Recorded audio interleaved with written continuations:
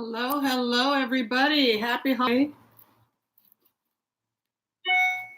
Trying to make sure everybody can see me. Is that too much light for everybody? Lovely.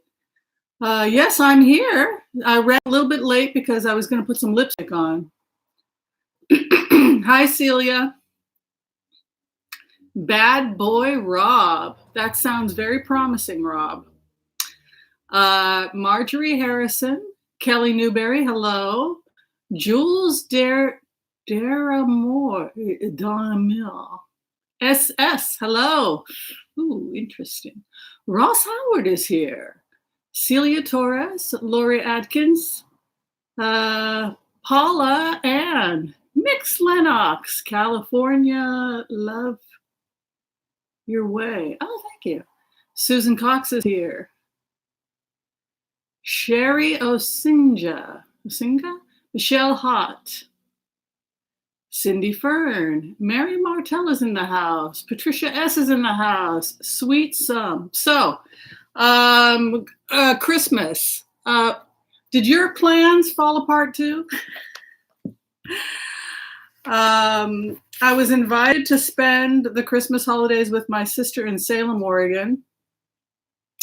And then I looked at plane tickets and I thought, oh no, after 2 international trips this year, I'm still paying off 2 international trips. So,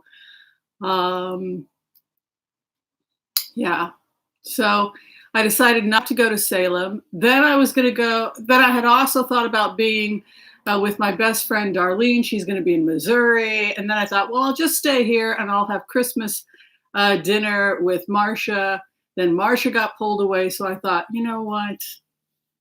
I'm supposed to go live on Christmas. So I did get a text from Tawny. We might do a hike and go have a late brunch later. So how is everybody doing? How is everybody doing?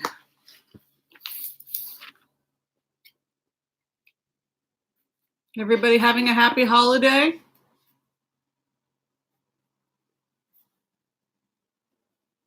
Yeah.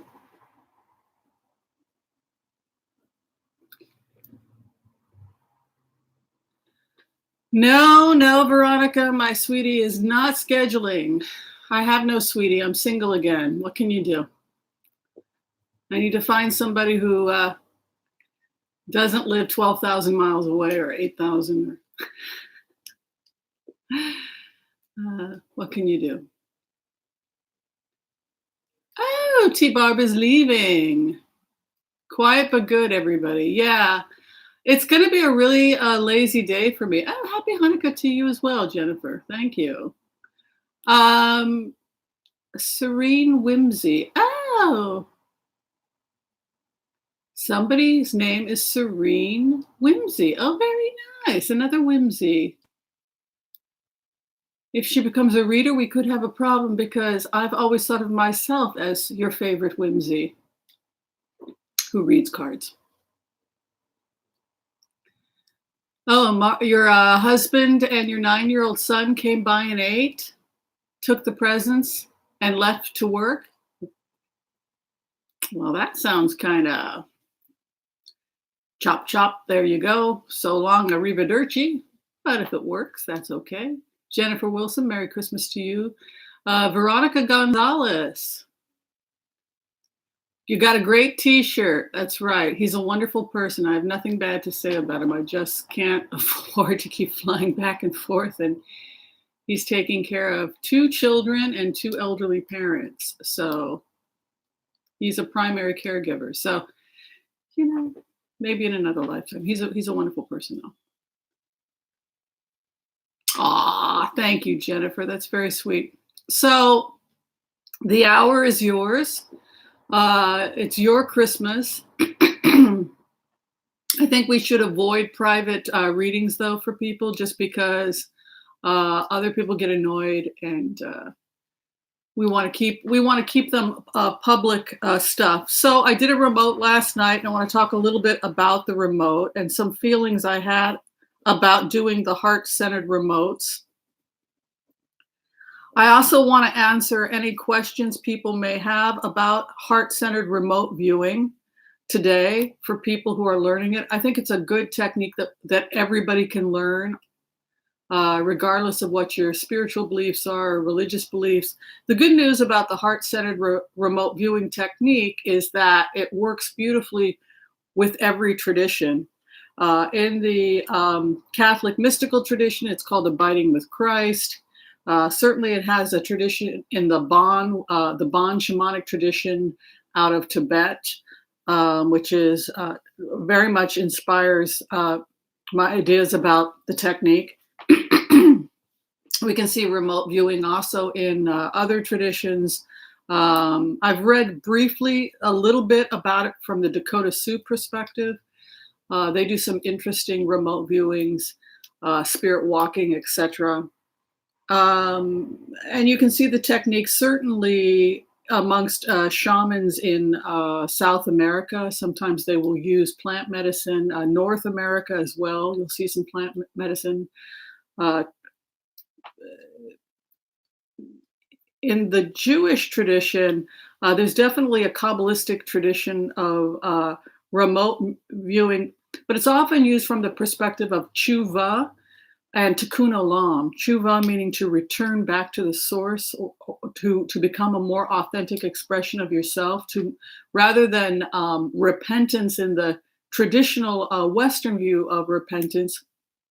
The Hebrew word tshuva is to turn back or to return to one's authentic self.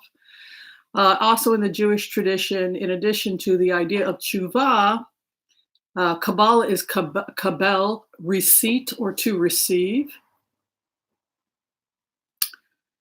And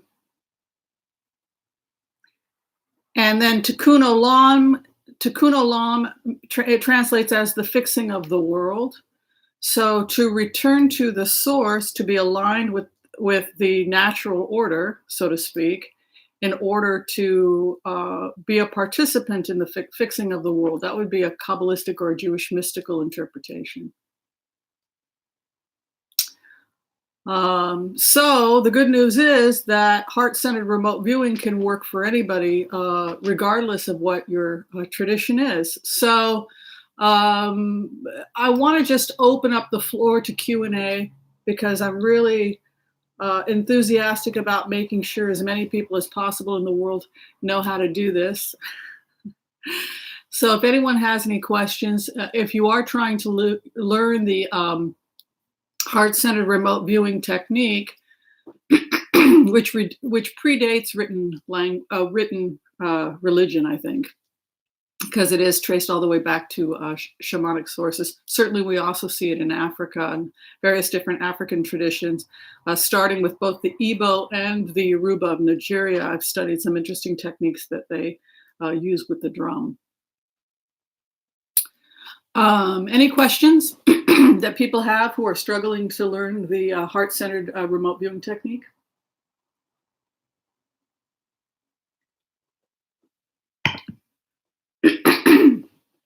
Does everybody understand that the technique has 5 phases?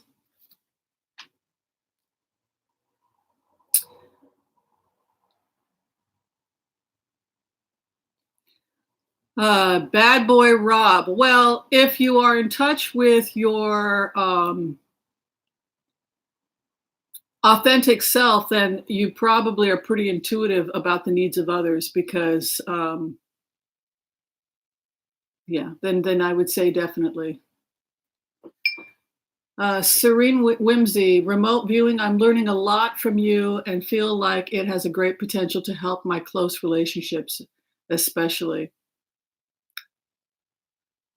Lev Parnas, one of his lawyers just quit. Yeah, we can do that during the Blitz. I'll make a note of that. So the first phase, I was asked to teach briefly during these videos. I've had several emails from people that want me to teach a class. Right now, I'd rather just give the information for free so that everybody can learn it. Very much part of the Carmelite tradition, Hilda, and in fact, the works of Teresa of Avila influenced me a lot. You can see the video in Hidden Light where you can actually see the Carmelites engaging in the process. So in the first step, phase one, that is really just to get you relaxed. Phase one of the 5-step technique, and that is what I like to do, and what I learned when I was learning core energetics, energetic healing work, is to just encourage people to relax. And it goes back to this idea of Abraham Maslow's ideas of starting with the basics. If you're trying to live a self-actualized or happy life, you have to start first with being safe. So you're not going to be able to achieve anything if you don't feel safe.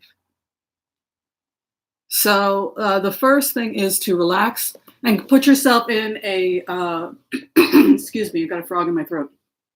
Put yourself in a safe or relaxed state, however you have to do that. If you're someone who has complex PTSD, which is common with remote viewers, because we do work a lot with people who've done time in the military, people who had traumatic childhoods, and that's because this a group often has near-death experiences. They will often have experienced repeated trauma to the ego early on. And they will often be hypersensitive because it becomes a survival technique. And so that's why people with complex PTSD traditionally were often brought into shamanic training. And I like that too, because I like the idea that in the shamanic tradition, survivors of violence are not seen simply as broken, but as people that acquired certain gifts that can now be used to heal and to help and to assist. And so it was honored as a type of foraging through steel. It's like iron in a furnace, or through great suffering, one has been forged into this beautiful tool that can then go out and do something positive with their pain. So I like that imagery quite a bit. And in fact, in the Jewish tradition, we also have this idea on Yom Kippur, and when we're praying for atonement, this idea that we want to learn the lessons that allow us to be closer to God, but not with great suffering. So that's the first step, is that we want people to feel safe and we want people to be relaxed. And that means limiting how much time we look at violent imagery, if that's triggering you.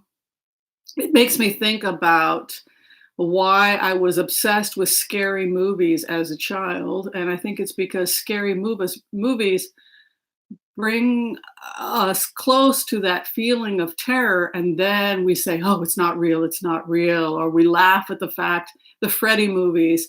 And so I think it helps people who have a lot of fear work out issues with fear. So relax and feel safe, lock the door, put on some nice mantra music, whatever speaks to you. Jazz, I've played jazz. That also works nicely. And then I get myself in a comfortable chair or a comfortable space with pillows. Some people will use plant medicine. I don't judge whether someone uses plant medicines or not. If it works for you, particularly people with complex PTSD who've been prescribed plant medicines, whether it's mushrooms, marijuana has been used to remote view. It's traced back to China, where we see the shamanic tradition going back thousands of years with remote viewing. I don't judge. Like I said, I just think that some relaxing tea can be just as effective. I do use tea blends. I do make tea blends for people who want to have something nice and relaxing. Excuse me. I like Melissa officinalis, known as lemon balm. Lavender can be helpful. If you're trying to open up the heart chakra, I will often add things like rose petals, a little bit of rose petal, cinnamon, which is associated with the Orisha tradition of Oshun to give a sweet flavor. St. John's wort also can be helpful for anxiety if we're just talking about the first phase. But the idea is that you have some kind of ritual that allows you to relax, whether it's making yourself a nice herbal tea or whatever you do. And then in this nice state, listening to a music selection that you enjoy, drumming, chanting. I listen to a lot of Snotnam Kaur. I listen to a lot of Krishna Das. Pramel Deva, is that correct? And then I imagine myself relaxing from my toes all the way to my head. And that's the first phase. And then the second phase is where you begin to imagine Kundalini energy or energy coming up from the earth, going up the spine, starting with the first chakra. Different people use different colors. If you're confused, you can just use white light energy. Usually I'll just use white light energy. Sometimes I'll use pink and green energies, depending upon your tradition. People who use Archangel Michael will often use, they'll imagine a sword, particularly when they're dealing with certain challenges where they don't feel safe. They will imagine an energy with a blue sword surrounding or protecting the area. This is also part of the first phase. You can begin to pray to put angels or protective energy around the home before. Again, you really want to make sure that you do the first phase, because I get a lot of questions about people that don't feel safe. They don't feel safe, or they're frightened that something spooky is going to happen to them. So if that's true, then go ahead and take time with step one to feel safe. Call on angels or prayers to whatever deity or energy works for you that puts you in that space. And then the second phase, you imagine white light coming up from the earth, going up to all the way up to the third and fourth chakra. The third chakra we've talked about a lot, which is the traditional area where remote viewing is done, and that's your gut, or what we call the primitive brain. When we look at some of the first multi-celled organisms, it was just a stomach. There was no complex central nervous system. An example would be mussels, clams, scallops. It's just a stomach that eats, right? So there's been some debate whether or not vegans can eat clams and mussels because it's just a stomach. But what's interesting to note is that the stomach is our first way of perceiving of the outside world before our brain, our higher faculties have an opportunity to judge or categorize or have an opinion about what is being observed. It's the primitive gut. It's the primitive brain. So as energy is coming up to the third and fourth chakra, you will actually feel your gut beginning to sense or perceive of the outside world or the energetic world. The fourth chakra is to open your heart to the world. But specifically, you're focusing on connecting to your higher self, your Buddha nature, the Christ consciousness. So I focus a lot during my remotes on the third chakra where I'm sensing with my gut, and my fourth chakra where I'm trying to open my heart to source. And then I imagine light coming down from Father Sky, and then that merges it feeds the seventh chakra, sixth chakra, fifth chakra, and then comes down and mingles with high heart. And then I get into a place where the energy, my entire being, I imagine all of my chakras moving and being one with this universal light. So that's the end of step 2. Then phase 3 is the abiding. And I wanted to talk a little bit about this because last night I did a really long abiding meditation, and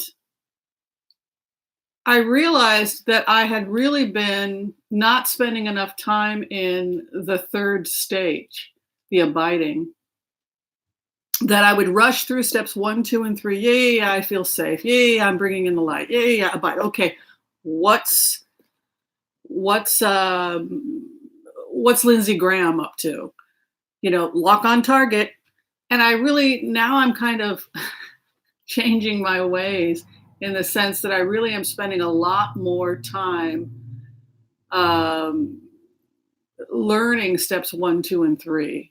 And sometimes I may only get to step 3 and do the abiding, and then close the prayer or the meditation and go to sleep. And a lot of people will just focus for a very long time on just learning steps 1, 2, and 3. Yes, Larry Girl is correct. This is a Q&A about remote viewings, if you look at the title. And that's because there's only one Whimsy, but there are 7 billion people on the planet. And what a wonderful world it would be if we could learn to feel more empathy for each other. So this is how I'm spending my Christmas, is teaching people how to do this. So that's the abiding. Now, I got a comment from somebody a while ago saying when I delivered the message about that I had received during the abiding that I was preaching. I'm not trying to preach if I tell you the messages I get during the abiding stage. I'm just telling you what my higher self told me as I was connecting with my higher self during the abiding state. Abiding state, or the third stage, is also an opportunity for you to check in with how you feel about you. There's a really great song by Lorena McKennett, In Your Heart, Did You Find Peace There? So this is a time when I will check in on my gut. My gut is talking to me. My heart is talking to me, and I will abide, and I will just from a distance observe. Am I screwing up in my life? Have I hurt somebody?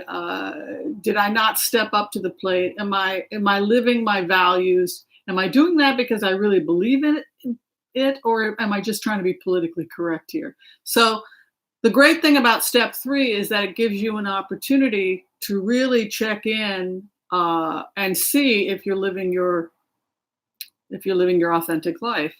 So if I share some insights I had about step 3 that I had when I was doing the abiding, it doesn't mean that it's necessarily going to be true for you. I'm just sharing what I heard when I was in that state. So that's the abiding state. People get very excited about step 4, and a lot of emphasis has been placed on step 4, which is when you lock on a target. So much so that I think we forget steps 1, 2, and 3 and just how important they are before we get somebody ready to be trained as a professional remote viewer using this technique.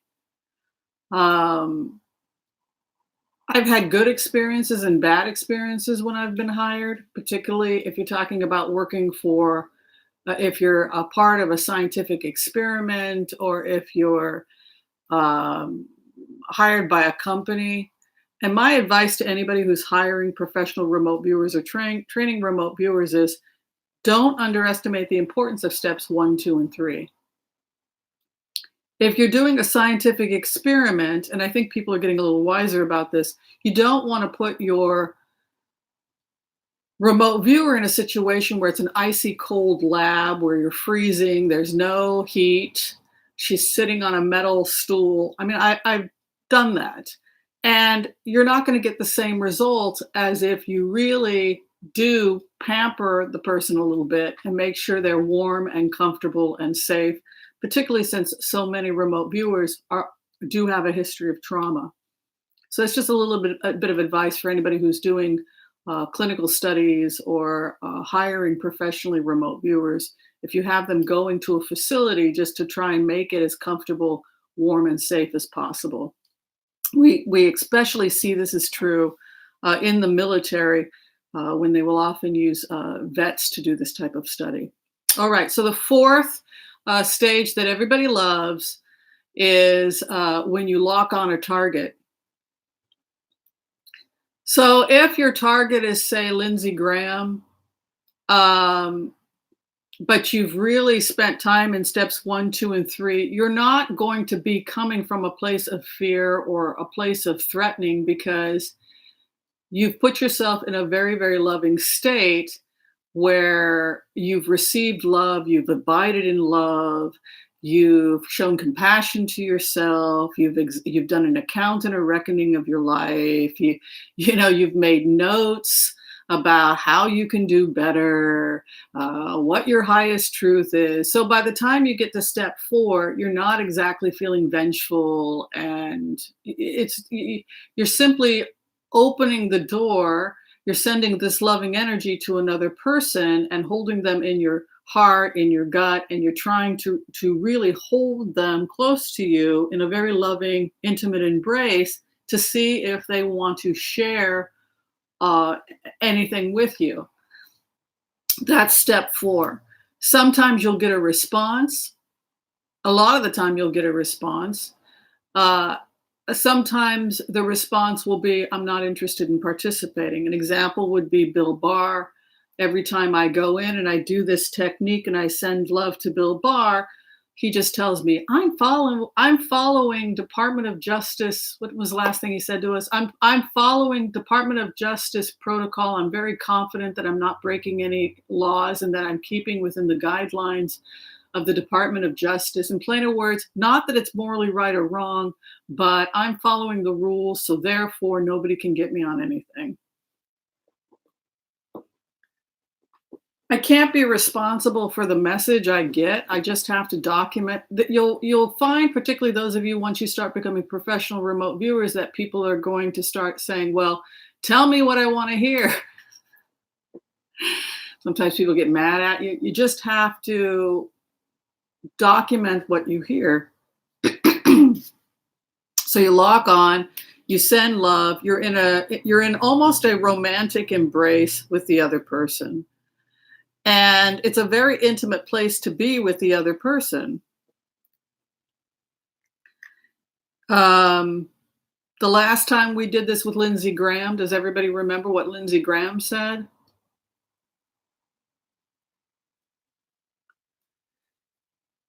That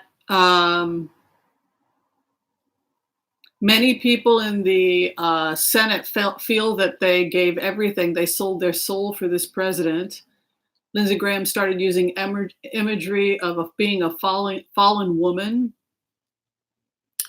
So there are cracks in Donald Trump's relationship with the Senate that I don't think people are publicly aware of. I know Murkowski is she's the first penguin to jump into the water today, but we're going to be seeing more of that. Now, I have a message from, I think his name is Burr. Is that his name? He's going to be retiring. He's a Republican. I think he's on the Senate Judiciary Committee.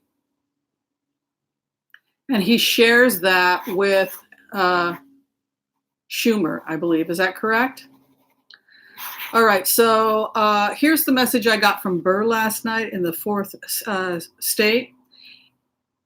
His language is amazing, by the way. This is not language that I normally use. Burr said,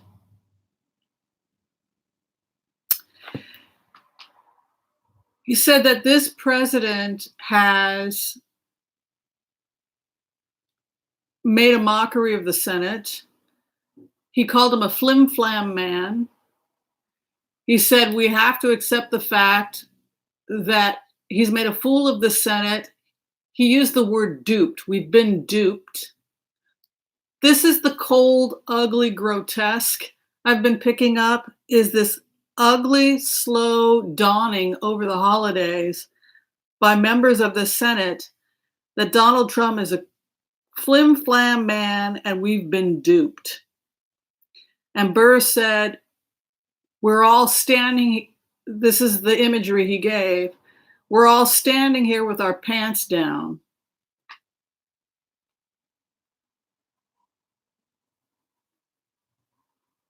Can you believe that? So that was the imagery Burr sent. The Senate is standing with its pants down, realizing we've all been conned by this flim-flam man. And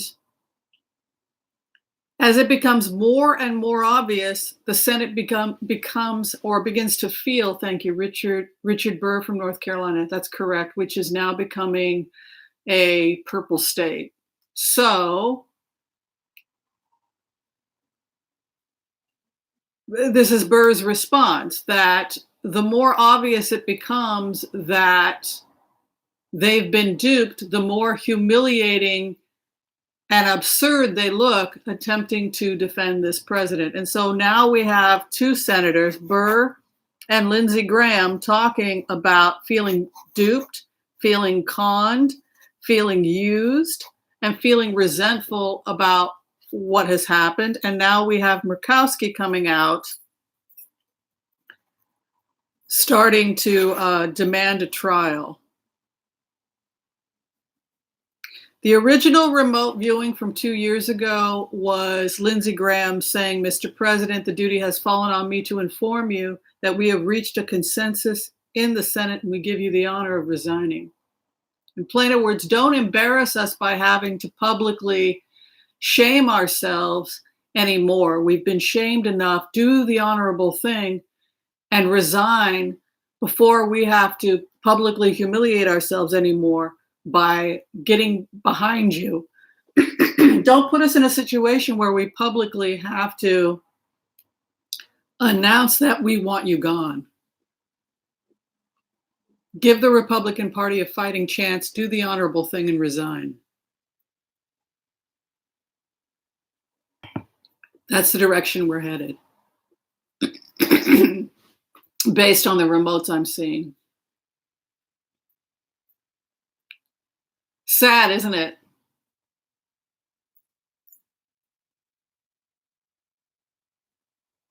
The senators are not going to say it publicly. They're going to say it privately, and then they're going to have a very interesting conversation with this president about doing the honorable thing. Sold their soul. That's right, Noel.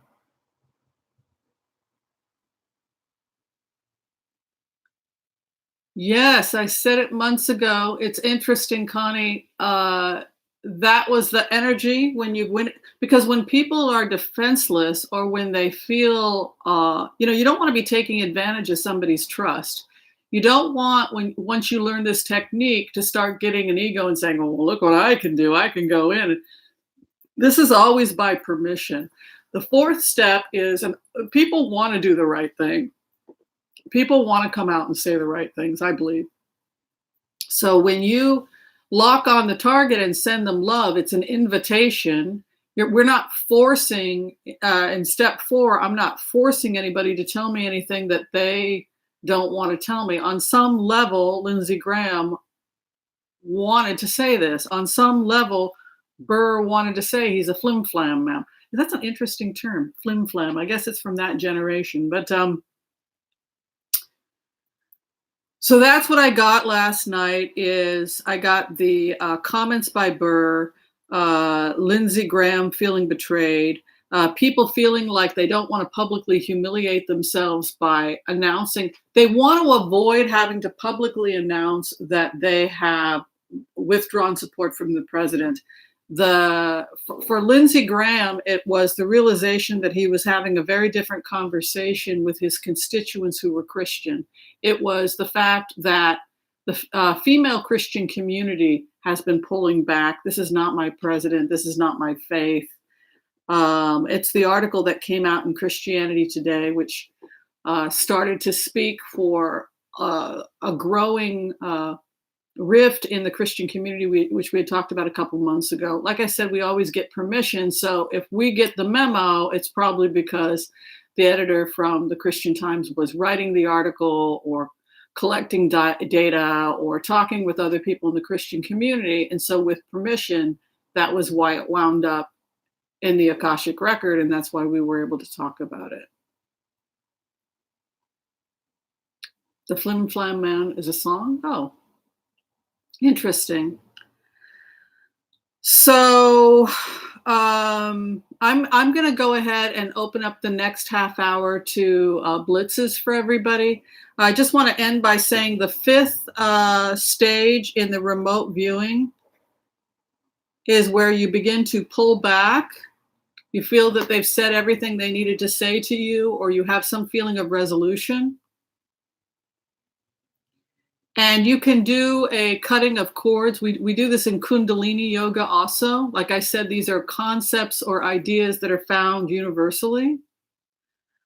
You can imagine physically cutting the cord with the other person. You always want to thank them before you cut cord, though, because you want to be a polite host. Thank you to Lindsey Graham for feeling safe enough to share that information, to Burr for sharing the information, and then you release them, and then you may cut, and then thank them, and they're gone. And then I like to spend a couple of minutes just relaxing and go imagine getting back into my body, being grounded, and then slowly open your eyes, and that's step 5. Step 5 is very important because I've had a lot of people contacting me saying that they're having a real hard time coming out of step 4 and that they feel haunted almost by the other person. If that happens, I would recommend going back into step 4, grounding yourself, trying to find out what the unresolved issue is. Thank them, release them, and say, we'll talk again soon, or we'll talk again another time, but I need to release you, thank you, and send you on your way. And just keep doing that until you feel that the energy has dissipated. Okay, so can you read on Trump's sister Marion, judge who had to retire? Yeah, I think that she was under investigation for by the IRS. I think she had state and federal investigations, and that's not unusual. Roger Stone is going to release a lot of names he probably already has with that. Okay, so let's do a simple prayer, and we'll go ahead and we'll take a look at Lev Parnas. We'll do a blitz on Lev Parnas. All right, I want to call on white light protection for myself and my viewers as we ask permission from Spirit to access the Akashic records. We call on our spirit guides and good angels to be with us.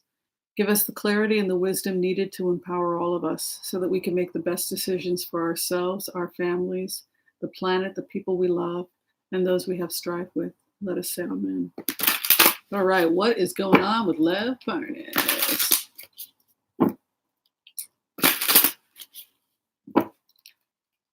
What is going on with Lev Parnas?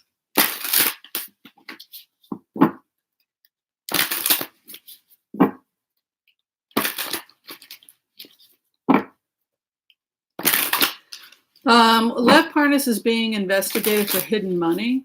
No surprise there. It's the first thing I'm getting when I go in. Seeing missing money and double talk regarding money. Double talk. There's evidence that he committed a lot of financial crimes. And so the reason why they're having a problem with Lev Parnas is because he seems to not be able to be completely transparent about his income sources.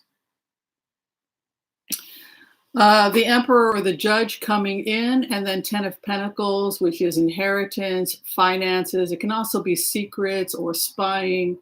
I know it's not traditionally used as the spying card, but I see spying happening or some kind of hidden aspect to the money and a judge there. That seems to be the stalemate. Is he going to cooperate? Is he going to be completely transparent, or is he hoping that the feds won't find all of the money, that the feds won't find all of the hidden money? That's what I keep hearing. That's what I keep seeing when I go into this remote. The money. It's the first card. And healing. He's really scared that people are going to find out about the money. He's really scared that he's going to be exposed. Not only his money, but how money was hidden, transferred. And again, it goes back to what this investigation was really about. A lot of flack is going to come out against Barack Obama because they need a scapegoat. So they'll say, well, this happened under Obama's administration, therefore Obama is to blame. But actually, that's not true. It happened long before the Obama administration. I did a remote viewing on this, and there were intelligence leaks that were pretty bad during George Bush Jr., and some of them had led to really catastrophic results like 9/11. People had really dropped the ball. And so the problem predates Barack Obama. But what Barack Obama did is that under his leadership, it's not something that he had any control over. It's the intelligence agencies. They simply debriefed him and told him what was going on. He's not the intelligence agencies. But they were dealing with a lot of leaks. They were also dealing with a huge problem that they weren't letting the public know too much about, which is the dark money, the bribes, hidden finances overseas, and the cryptocurrency. They couldn't monitor where the money was going. With Lev Parnas, that seems to be the main thing. He will only tell people what he wants them to know because if the feds don't find all the missing money, he's not going to volunteer and say, hey, here's where the rest of the missing money is. So this is what we're probably going to be seeing about Lev Parnas, is this idea of missing money, hidden funds, bribery schemes, how the money was passed on, private accounts to public accounts to it's this whole complicated scheme, and it looks like a lot of the stuff was happening out of Manhattan, and unfortunately they now have a new Manhattan DA that has uncovered a lot of stuff, and that means that they're not going to be able to stop this investigation. I also keep seeing Britain a lot when I go into the remotes, that the British are also working very closely with the intelligence agencies. It goes back to why Ghislaine Maxwell is not sitting in jail, because when we did a remote viewing last year on Ghislaine Maxwell, she was the person, according to her,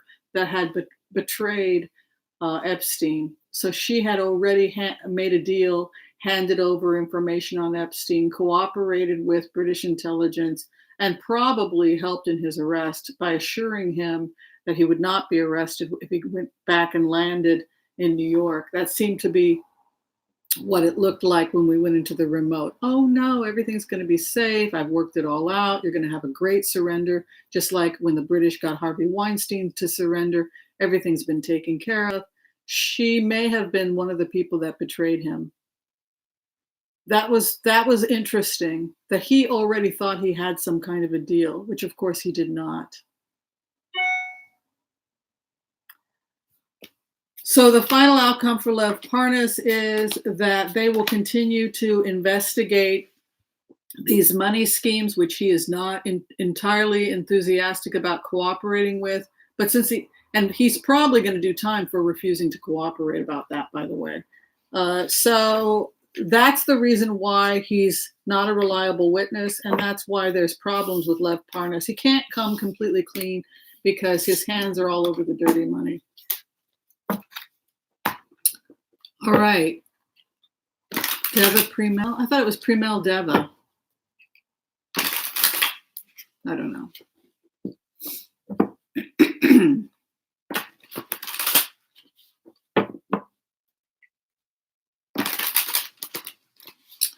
"9/11, Bright-Sided" is an interesting article that talks about the fact that every time the intelligence agencies would try and tell Donald Trump Jr. that there was a security leak, he would refuse to believe it and say that people needed to stop being negative.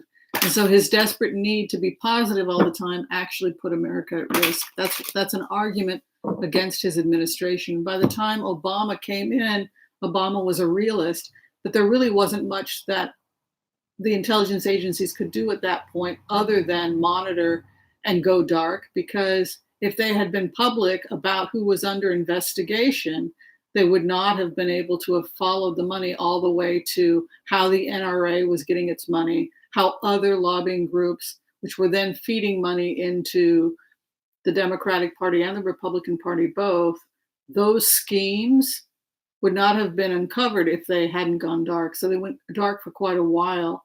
And that was probably a very scary time. It was a very scary time for the Americans, but also globally, because nobody knew what was happening. And it looked like Putin was winning. It's interesting now to go into Putin's energy as a remote viewer, because his personality has changed with me. In the beginning, it was just propaganda, roads, infrastructure. It got to be kind of boring after a while. It was always trade, trade, trade. Now the energy is like he's been caught, and instead I don't get that same vibe when I go into the remotes with him. Instead, it's, you can't stop me. You have no legal leg to stand on. You can't just bomb every country that wants to do business with me. You can't continue to block the building of infrastructure in Africa simply because you want to control roads and you want to keep all the profits for yourself. You can't bully the entire world into not creating infrastructure in certain areas because you're trying to control trade routes in these areas. So it's a different energy now going into dealing with Putin than when I first started. All right, let's go ahead and do another blitz.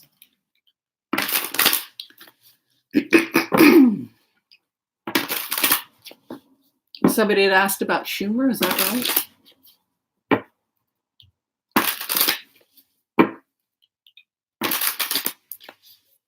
Ghislaine, I believe, is under protection from the British.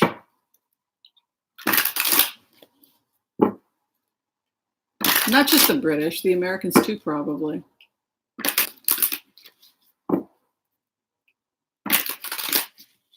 Who are we looking at now? Who are we looking at? Are we looking at Schumer, or are we looking at somebody else?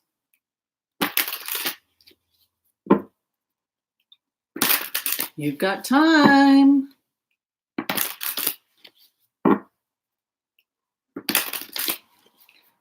I'm not going to look at children. I don't, because that's, yeah, we're just looking at public persons. Oh, Adam Schiff? Okay, let's do Adam Schiff then. What is going on with Adam Schiff?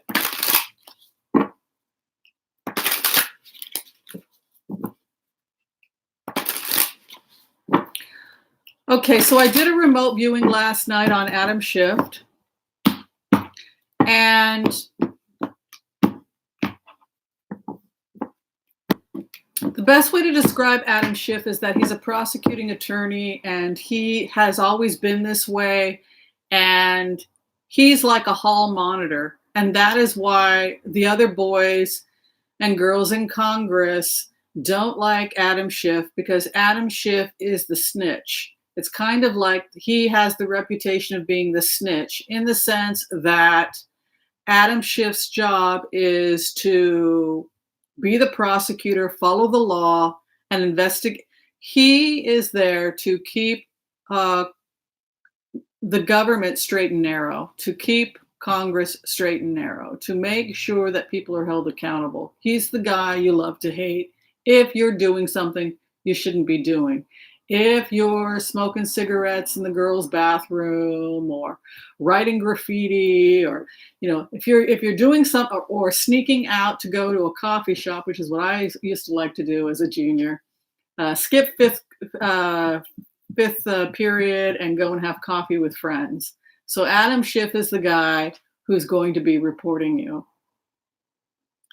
It's an interesting remote. It's an interesting way to see him. And I think it really says for me that a lot of people who are in Congress are not there for the right reasons. It's kind of like a buddy system, hanging out with their buddies, having fun, enjoying power. It's not all of Congress, but it's a sizable enough amount of Congress where I can see why they really hate Adam Schiff, and particularly Nancy Pelosi, because when those two work together, it's like the teacher and the hall monitor watching the children, reporting back, holding them accountable, etc. And it's one of the reasons why they've kind of declared war on Adam Schiff.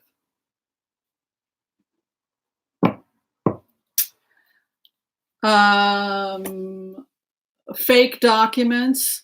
This seems to be one of the ways that they're trying to mess with Adam Schiff. He'll request a document, they'll send a forgery or a fake document. It's the kind of obstruction you would see from somebody in junior high. It's that junior high bully. Somebody asks you to send in your paper, and so you pour mud all over it.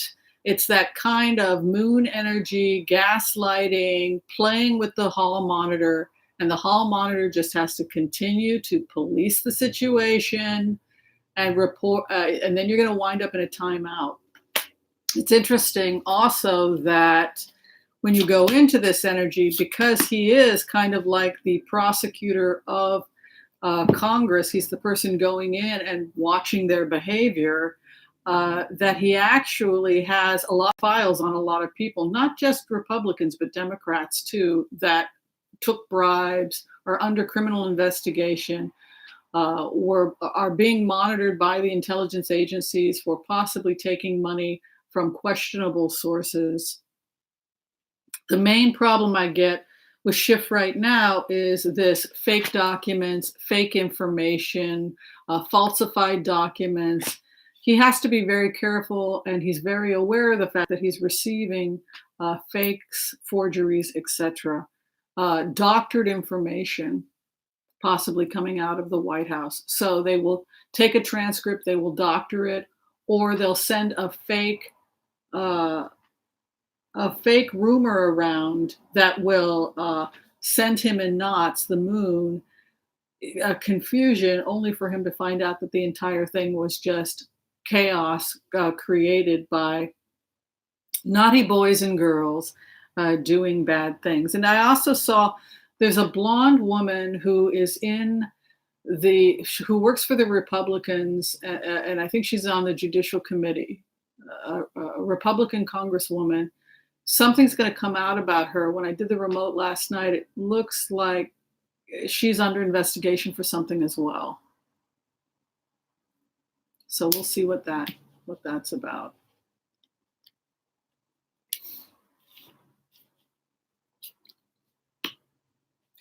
Adam Schiff is secretly working. Something that people don't know is that Adam Schiff is secretly interviewing people. You can see in his third house a Six of Pentacles, which is to offer mercy. And I see him as the King of Cups and a new beginning in spring. So he is secretly conducting depositions or questioning witnesses, private hearings that the general public doesn't know anything about. And eyewitnesses are privately testifying to Adam Schiff regarding the investigation that is not currently being made public. That's the best way for me to describe what this remote looked like. Spying. In plainer words, Schiff has people who working with him who are reporting back underlings from the State Department, from people working in Congress for different Congress persons that are privately being debriefed, questioned, private hearings, etc. by Adam Schiff, and the public doesn't know anything about it.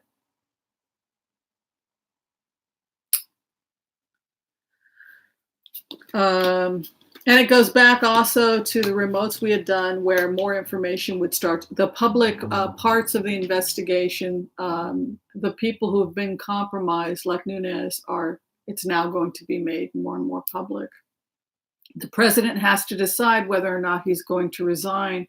As this private murmuring goes on in the Senate, that it's going to become painfully obvious that this president is not fit for duty. He's now losing 20% of the evangelical vote. That's catastrophic. He can't win Florida if this keeps going. So as more and more of this horror story emerges and more people like Burr start to feel like they're walking around with their pants down and everybody's laughing and they can no longer defend the president because they just look ridiculous, the only thing that they can do to save face is to privately plead with him to resign so that they don't have to be put into a situation that could theoretically cost them the next election. Does everybody get that? And that could be the explanation for the remote we did a couple of years ago. All right, we'll look at Nancy, and then I think we're going to close.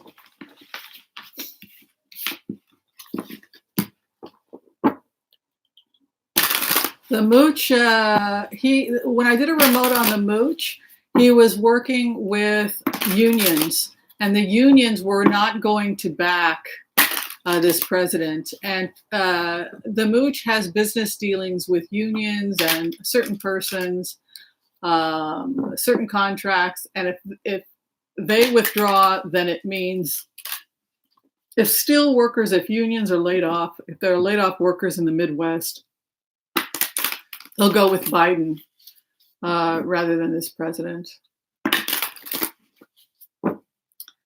Okay. Let's check. I'm doing Nancy now, right? Let's look at Nancy Pelosi real fast.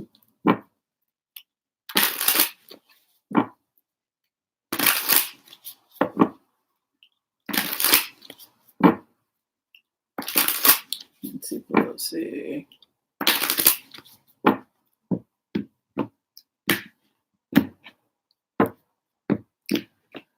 I think they'd rather like to avoid trial, Teresa, in the Senate, just because they don't want to publicly come out and say the president is a flim-flam man and a con artist and we've all been made fools of, because if they do that, he's so powerful in some states, they won't get reelected. The only thing they can do is murmur amongst themselves, this is going from bad to worse to awful. We have to privately speak to him and tell him, we can get you off. We can avoid pressure from the public that you be prosecuted, but you got to leave. You got to resign before. That's where the energy is headed. Doesn't mean it's going to happen, because I don't believe, one of the things I discourage is learned helplessness. I don't encourage people to think, well, it's just going to happen that way and there's nothing I can do about it. That's not what this channel is about. We follow energy, and what the most likely outcome is based on the collective energy. And based on the collective energy, we're moving towards him having increasing pressure to resign so that they're not put into a situation that could theoretically cost them the next election. More information. It keeps talking about this massive information. Something major is about to hit with Nancy Pelosi. And then an Ace of Wands. So it keeps showing me like a rotting corpse. I don't know if there are pornographic blue movies that are going to be released or some grotesque underbelly that's going to be released. Oh, ginger beer and Christmas cake. Absolutely. I'm all about that stuff. Ace of Wands is moving in with a tower for her. So I would say for her, it's good, because Ace of Wands is victory, it's power, it's the staff of authority. But look at that tower right over her. So something serious is about to break. Oh my God. Grab the popcorn. It reminds me of Elijah Cummings. I'm coming up, so you better get this party started. Like, pass the popcorn and watch the fireworks. She's doing dealings with the Republicans. You can see a Six of Swords moving in with a Two of Cups. I think that, and they're coming out of confusion. I think that the Republicans are starting to split off and privately meet. You can see the Death card in her third house. I don't know how much of this you can see. But you can see death coming, smoother waters, victory over a major expose, coming out of confusion towards partnership. She gets her wish regarding a business deal. trying to keep this from turning into a civil war with the King of Cups. And there's the devil card. People still change to this devil. This looks like something more. Look, the final straw is about to hit. That's the best way for me to describe this. The treasure trove. Remember, we read the Empress as like the treasure trove, an abundance, fear that everything's going to come out. I knew that card was going to show up. And then the load. So hanging it up. It would be very wise for the Senate to, how do you get this guy to leave? I don't know. How do you get the guy to leave when you know this bomb's about to hit and you're up for re-election in less than a year? And if this guy doesn't get out of here soon, he's going to completely ruin your 20-year reputation or 30-year reputation in the Senate. It goes back to what Lindsey Graham had said in the remote a couple days ago. You have sowed seeds of division. Is that what he said?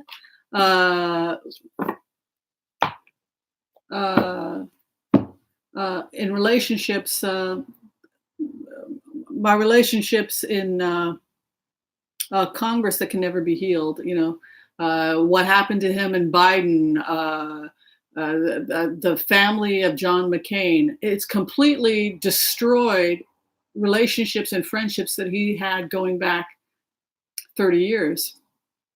So how much more are they going to have to degrade themselves before this president leaves? That is the decision that the Senate has to make, and that is the decision that they're making during this Christmas break. They don't want to publicly throw in the towel because of where their constituency is at, but what they can do is they can privately talk amongst themselves, and Lindsey Graham can privately, because by the time this is over, no one will want to talk to this president. The only person willing to talk to him by the time this is over is Lindsey Graham. That's how I see it. All right. A happy Christmas, Merry Christmas to everybody. It was fun hanging out with you, and I know not everybody is into learning the meditation technique, but enough of you are that I did want to spend 20 minutes reviewing it. All right. Happy holidays, everyone. What is it about Mick Jagger? You can't always get what you want. That's right. You can't always get what you want.